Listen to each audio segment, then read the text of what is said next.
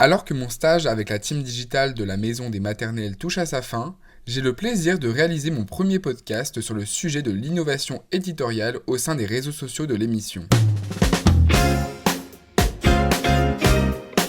Pour ce faire, je suis accompagné de Marion Cousin, la responsable du digital de la Maison des Maternelles, et plus largement, la responsable des réseaux sociaux de 2P2L, la société qui produit l'émission. Bonjour déjà. Bonjour Kylian. La Maison des Maternelles est notamment présente sur Facebook, Instagram, TikTok, YouTube et le site France.tv, réunissant sur tous ces médias une audience d'environ 3 millions de personnes. Alors pour comprendre un peu plus les enjeux de l'innovation éditoriale et comment les réseaux sociaux de l'émission les met en place, je vais vous poser quelques questions Marion. Donc dans un premier temps, quel est l'intérêt pour une émission comme la Maison des Maternelles d'être aussi présent sur les réseaux sociaux ?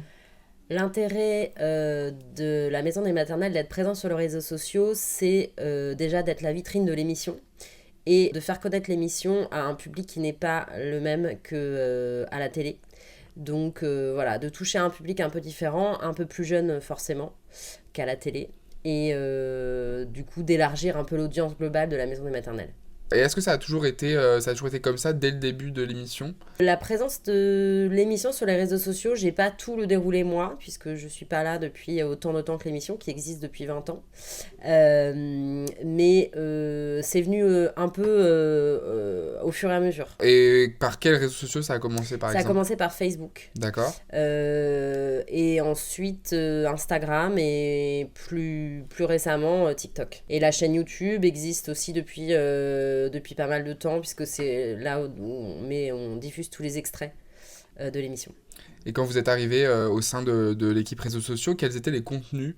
Alors les contenus, c'était environ une vidéo par jour sur Instagram. Donc voilà, on a augmenté beaucoup la cadence et aussi on a diversifié les types de contenus, parce qu'avant c'était plutôt un type de contenu. D'accord. Est-ce que vous pouvez justement nous dire à combien vous êtes passé et sur quel type de contenu vous travaillez maintenant ? Ouais. Alors sur Instagram, on est à 3 contenus par jour. Sur TikTok, 1 à 2 contenus par jour. Sur Facebook également, 1 à 2 contenus par jour. Et YouTube, un peu plus, parce qu'il y a tous les extraits en fait, de l'émission. Quel type d'extrait on met ? On essaie de coller au mieux à la ligne éditoriale de l'émission. Donc d'avoir à la fois des contenus serviciels, des contenus témoignages, un peu émotion et un petit peu de reportage. Et on fait aussi nos contenus propres aux réseaux sociaux qui ne sont pas diffusés dans l'émission. Et sur tous ces contenus, qu'est-ce qui fonctionne le mieux ?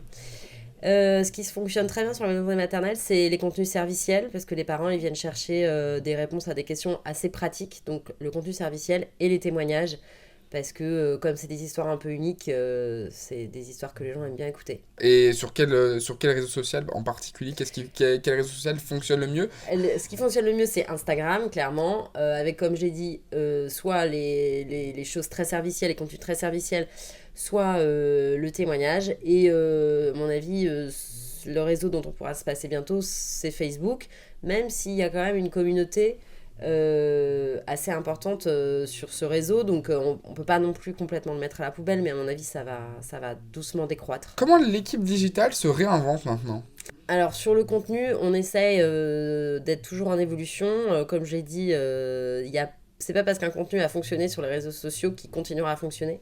Et c'est important de toujours se renouveler, parce que les gens qui nous suivent, ils ont aussi envie d'avoir de la nouveauté. Est-ce que vous pouvez nous dire en exclusivité quels sont les futurs projets à venir ? En exclusivité sur Radio Kylian. Sur Radio Kylian, on va essayer de mettre en place là des contenus incarnés, parce que je trouve que ça manque sur les réseaux sociaux. D'avoir un côté un peu plus live sur ces contenus incarnés, et un peu moins reportage télé. Avec un peu plus de codes, avec un peu plus les codes des réseaux sociaux. Et du coup, quels sont les objectifs que vous fixez pour les mois à venir ou même les années à venir, ce que je vous souhaite ? Notre objectif, c'est toujours de faire grandir la communauté, d'essayer de toucher plus de personnes aussi, un public toujours plus large, en essayant d'aller aussi vers les 15-25 ans, parce que c'est pas forcément le public cible de base, parce que c'est pas les gens ont rarement des enfants de 15 à 25 ans, mais il y a quand même plein de sujets qui peuvent les intéresser. Eh ben, merci beaucoup Marion Merci, d'avoir répondu à Kylian. toutes ces questions. Je vous souhaite à vous et à l'équipe digitale tout le meilleur pour la suite et j'espère que l'émission perdurera encore longtemps. Merci Kylian, le meilleur pour la suite à vous aussi. Merci beaucoup.